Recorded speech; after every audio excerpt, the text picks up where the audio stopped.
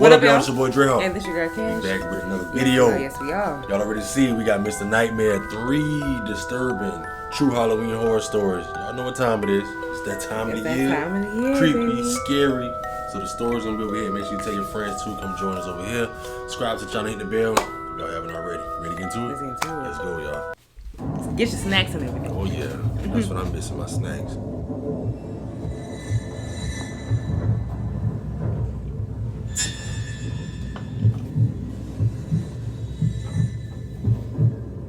It was Halloween weekend. It was falling on a Saturday this year.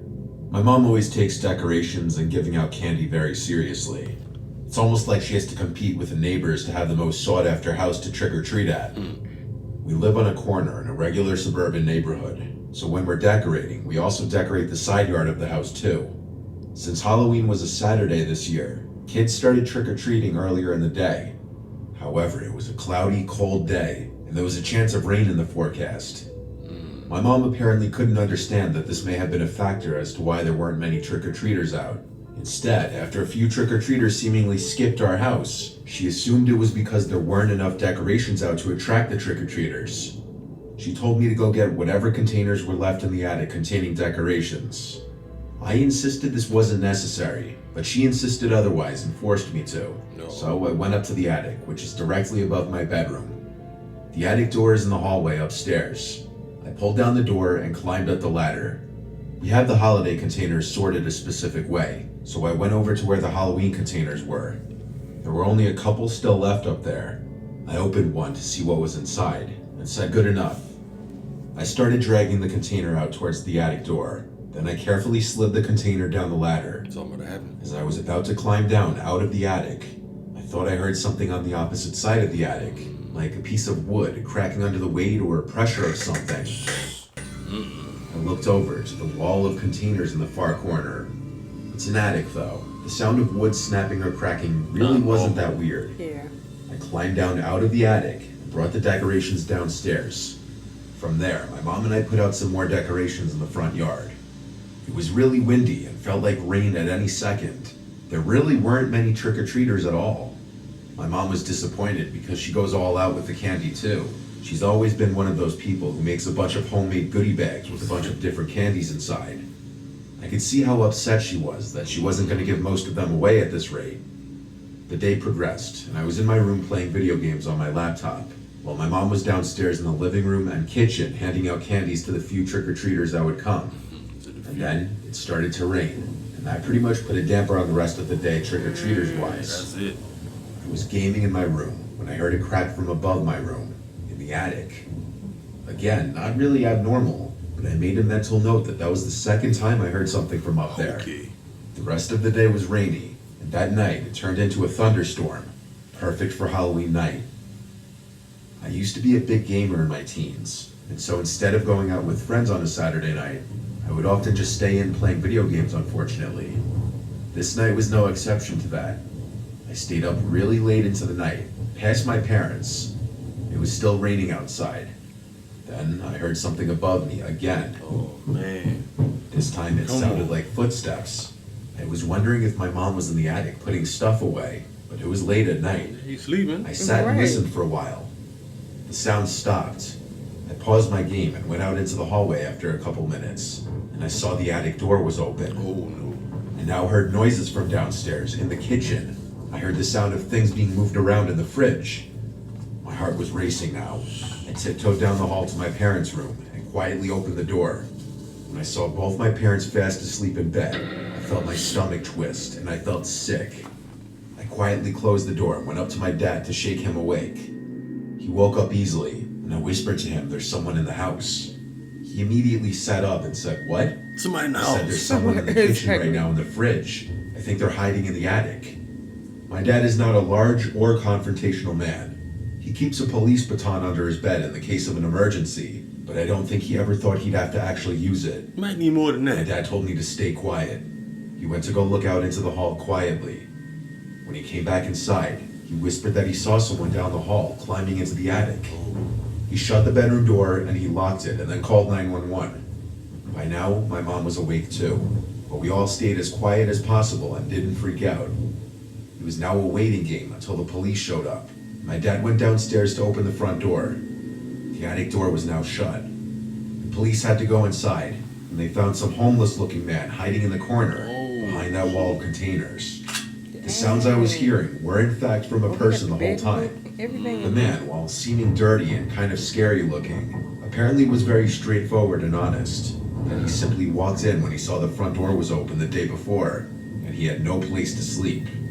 He brought one of our blankets up there. There was a jar of peanut butter up there too that he was eating. The whole thing is still very disturbing. I wonder how things would have played out if I or my father confronted the man instead of the police. My parents didn't press any charges. That man been living good, boy. Dang, that's crazy. Right. He bold to be walking around like that, though. He waited everybody to go to sleep. He thought everybody was asleep. When I was 18, I threw a house party at my parents' house for Halloween. It was closed invite, meaning I told people not to bring strangers. That was a rule my parents gave me. They were not at the house that weekend, which was why I was able to throw the party. With another rule being the place needed to be even cleaner than it was before the party. I invited around 50 people, and probably around 40 ended up showing up. The party started around 6. It was starting to get dark out. It would be partially in the backyard and partially the first floor. My parents left me money for refreshments like sodas and food to leave in the kitchen for people to take. I told my parents it would be a non-alcoholic party, but I think they knew that was a load of shit. My friend, who's a few years older than me, brought his DJ equipment to DJ, and the party was in full swing by dark. Everyone seemed to listen and not bring strangers, because I recognized everyone. Okay. Just about everyone came up to me and greeted me after entering. I didn't drink too much because it was my party and I wanted to be somewhat responsible, but everyone else was getting drunker the later the night went. Eventually, one of my friends came out of the house after getting food, and he asked who that guy in the skeleton bodysuit inside the house was. I didn't recall seeing anyone in a bodysuit costume, so I went inside the house, where there were a few people hanging out in the kitchen. I asked if they saw someone wearing a skeleton bodysuit, and someone told me yeah, it seemed like he was snooping around the house. I grew concerned when I heard this, and I asked if anyone invited him or knew who it was. Right. No one inside knew him. I looked around the house and then found him. He was walking down the stairs. I asked, "Who are you?" And he said, "Mike. I was using the bathroom upstairs." He has a really deep voice. He sounded older. His frame was also a bit larger. Not like muscular, just a stockier looking build. I asked, "Who invited you?" And he said, "Tom." I didn't know a single Tom, so I asked, "Who's Tom?" Then I just asked him if he could take his mask off. He didn't listen or even respond. He just walked past me towards the front door, then he left. That's weird. I ran upstairs to check if any of the rooms had been gone through, and if anything had been stolen. All the doors upstairs, except for the bathroom door, were closed, and after a quick look, it seemed nothing was stolen. So I went to lock the front door, and then I told a bunch of my friends about how weird that just was. I went outside to ask a few friends if they knew who invited the skeleton guy, and not a single person knew who it was. He did something. Eventually, I gave it a rest. The party was winding down around midnight. Most people were starting to leave. A few close friends stayed behind a little later to help clean up. After all was said and done, it was a successful party. When everyone was gone, I started getting ready for bed. One of my friends, Vinny, stayed over on the couch downstairs. After brushing my teeth and changing into pajamas, I decided to go hang out with Vinny in the living room for a while. We had some drinks and just watched funny YouTube videos on TV. My little sister, who was 14, was asleep by now. She didn't hang outside with the party because she was too young. We were being quiet so as not to wake her, but when Vinny and I both heard noises from upstairs, it seemed that we woke her up. I was expecting the sounds, which sounded like footsteps, to move to the bathroom or something. I got a little confused when I never heard my sister's door open. I decided to go upstairs just to check on her. I knocked on her door, and she didn't answer. I opened it a crack and saw that she was sleeping. So what were those sounds I was hearing then? That man that been in? I went to my parents' room and realized the door wasn't clicked shut. I was able to just push it open without twisting the doorknob, which was odd because I made sure their door was closed before the party. I looked inside the room without turning on the lights. Then, as I backed out of the room, I looked through the crack of the door, and on the other side, I saw that guy in the skeleton bodysuit. I made no mistake. I knew what I was looking at. So he got back in there. I'm impressed with myself for not running or screaming. I pretended I didn't see him and pulled the door closed. Then I went downstairs and told Vinny that the guy from before is in the house. I had him call 911 and tell them that there's an intruder in the house, while I tiptoed back upstairs to my sister's room, went inside, and shook her to wake her up. I explained to her what was going on and made sure she would be quiet while following me downstairs. She did a good job not freaking out either. When we were downstairs, we met Vinny in the kitchen by the back door, where we went outside to the backyard. Then we cut through the side to the front and went to our neighbor's house, ringing the bell at least 3 times. Our neighbor let us wait with him for the police, but at some point before the police got there, that guy escaped through our parents' bedroom window. I know because the window was now open. Their closet door was also open, where my dad keeps his safe. It's as if it were someone who knew about the safe being there that tried breaking into it or just taking the whole safe out from the floor. It was obvious how the man broke in. He simply just walked into the party again. Like he knew where to go. Any number of people though. We never found out who it was. But it was someone who knew I was having a party, someone older, and someone who knew about my parents' safe.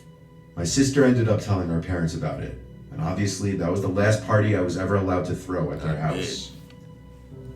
That was creepy too. Yeah, that had to be somebody to know just from the gold. Exactly that. Exactly. This happened in 2016, when I was 15. This would be my last year trick-or-treating on Halloween, so I wanted to make it a big occasion. My mom is pretty laid back, so it turned into a huge multi-day thing for me. The day before Halloween, I would have a sleepover with my friends Davis and Zach, skip school the next day on Halloween, trick-or-treat with Davis and Zach, and then have a sleepover with just my girlfriend Amber and I. This story carries into both nights, so I'll try to explain the best I can. My basement had just gotten renovated into a man cave, so obviously my friends and I wanted to stay down there for the night. The basement had a long hallway right to the man cave. The light switch to the hallway didn't work. It had a pretty creepy vibe, but for tonight, that would be a good thing. My mom made us cookies, and then we went down into the cave. It was around 11 p.m., and we had just finished watching the original Scream. Our second movie of the night would be Paranormal Activity, which none of us had watched before, and that's why I picked it. I remember pausing the movie not even 30 seconds in because of the motion-detected light in the backyard turning on. It lit the whole room up, ruining the creepy vibe we had going. So I waited for the 30-second timer so it would turn off, and then unpaused the movie. Then after about another 30 seconds, the light went off for a second time. Oh, man. And I started getting annoyed. Davis asked me what kept making it turn on, and I said I had no clue. 30 more seconds passed by, and the light turned off again, and I played the movie again. It was at this point I wanted to know what the hell was going on, and so I asked for Davis and Zach to come upstairs with me so I could see what it was. Don't go outside. They agreed and went up the stairs to look through my back door. By the time we got there, the light in the backyard had turned off, so it was hard to see. We stood for 5 minutes waiting for something to happen, but nothing ever did. We went back down to the den and decided to turn off the movie for the night and just sit on our phones and talk. We weren't really invested in it anyway. About 2 hours later, everyone was asleep except for me. I was just scrolling on my phone when the familiar glow of the motion light came through the window for now the 4th time. I was exhausted though, and so I figured it was just another group of kids trying to prank us or something. But the more I thought about it, the less it made sense. Come on, man. I figured I would check the backyard one last time. Just like I thought would happen, no one was out there. I gave up, so I went back down to the den and called it a night. The next night came in the blink of an eye. The next thing I knew, I had a bag full of candy. I felt kind of sad. In a way, this was like my childhood ending. However, I figured I should just try and enjoy the night and not reminisce. At this point, I still had lingering thoughts about the previous night, whether I should tell Amber or not. She was scared of everything, and I didn't want to ruin a night with her over a story. We were at one of our last houses on the route we took, when Amber let out a loud yell in pain. We asked what happened, and then she told us that she had a rock thrown at her. I turned around to find some guy in a clown mask standing around 15 feet behind us. This was amid the clown epidemic. I told him to get lost, but he just stood there. I analyzed him a bit more and realized this guy looked like a grown man. He only had a clown mask on also, The rest of his quote-unquote costume was just normal clothes. We kept walking, but all the man did was stand there. It was at this point we called it a night and skipped the last few houses out of anxiety. Yeah. We went back to my house so my friends could get picked up. And just like that, it was just my girlfriend and I looking at Candy on the floor in the den. She asked if we could watch a movie, and so I decided that I would just turn on Paranormal Activity again later that night to finish it. I remember the scene in the movie perfectly. It was Mika walking around to find his girlfriend when suddenly the screen went black and the dimmed lights in the cave turned off. My girlfriend and I looked at each other. I realized the power went out. This immediately made me start to get paranoid. The power had never gone out in this house unless there was a storm. I checked my weather app and it said it was normal conditions that night, not even a little bit of rain. I told Amber to stay in the cave, but she felt scared down there, so she decided to come upstairs with me to see what was going on. The generator to the house was in the backyard, and that's when I got the terrible feeling in my stomach. The thoughts of last night creeping back to me, and this time I didn't have Davis and Zach with me. Amber wasn't very strong. All the worst thoughts came to my mind as I opened the sliding door to the backyard. Come on. All I heard was crickets chirping. I figured that maybe I was just overthinking. Go ahead. Amber and I passed by the... You don't got nobody with you when you open up the slide door in the backyard with your girlfriend, so basically it's not you by yourself because she's scared, no help, no kind of... Exactly. Basically, he's by himself. light, which didn't kick on now. I was about 5 feet from the generator when I thought I heard a twig snap. Amber and I looked towards the forest on the far side of the yard with the only sounds being crickets. But we felt like we were being watched. I almost felt like I had to throw up. I decided we'd rather stay in the house with no lights on than be out here. I didn't want to be outside any longer. Amber started making her way inside. That's when I saw him. The same guy in a clown mask, standing to the side of my shed. We just stared at each other for a while, like he was trying to scare us. And then he suddenly jumped forward and started sprinting at us. Yeah. Do what? I ran to the back door and slammed it shut after Amber. We ran down into the cave, and we got behind the bar in the corner of the room. That's when I realized I never locked the back door. Come on. And we heard a slam from upstairs. Come on, my God. Now everything was silent in the man cave. Amber started texting 911 because she was too scared to talk. She explained that there was a man in the house. You can text 911? Minutes felt like hours. It must have been like 10 minutes tops. And the sound I had been dreading to hear came. The basement door opening. I heard footsteps come down the stairs and down the hallway. My girlfriend was breathing too loud. I had to cover her mouth. I heard footsteps come towards our direction and stop. I was starting to think my only option might be to fight if he finds out where we were. Hell yeah. I grabbed a beer bottle from behind the bar and prepared myself mentally to fight if I had to. The room stayed silent for quite a while, but then we heard sirens come from outside. I realized this was the perfect distraction and moment to strike. In a fraction of a second, I got up, ran at him, and swung at his head with the bottle. Missed. I tripped and fell after I swung, and I hit the ground. I had a I looked feeling. up to see that man with the clown mask from earlier. I think his mask somewhat blocked my swing because he barely flinched. No. I realized this was a stupid idea because it seemed like he was about to go back upstairs after hearing the sirens anyway. He looked down at me on the floor. I was about to yell at Amber to run as I laid on the floor, scrambling to get up. My legs felt numb, and I realized my life could potentially end right now, but the police could be heard outside. The man stared for another moment before running up the stairs, and we heard the back door open and slam again. I ran upstairs to let the police in and told them he went out back. And of course you're wondering, the answer is no, the police somehow never caught this guy to my knowledge. You reckon? I can't go down to that man cave alone anymore without feeling anxious, even to this day. So we would hang out at Amber's for a while after that.